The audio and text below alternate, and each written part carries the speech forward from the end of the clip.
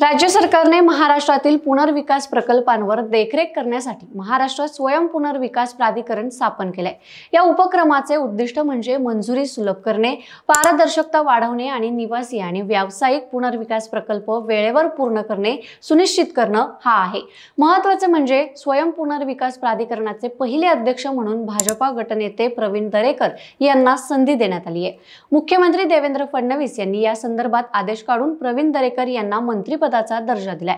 प्रवीण दरेकर तथा विधान परिषद सदस्य यांच्या अध्यक्षतेखाली 24 एप्रिल 2025 रोजीच्या शासन निर्णयान्वये नोंदणीकृत सहकारी गृहनिर्माण संस्थांना त्यांच्या इमारतींचा स्वयं पुनर्विकास करण्याकरिता प्रोत्साहन देण्याच्या दृष्टिकोनातून सवलती देण्याबाबत 13 सप्टेंबर 2019 रोजीच्या शासन निर्णयातील विविध मुद्द्यांची अंमलबजावणी प्रभावीपणे करण्याच्या दृष्टीने येणाऱ्या अडचणी आणि त्यावरील उपाययोजनांची शासनास शिफारसी करण्यासाठी अभ्यास गट नेमण्यात आला होता।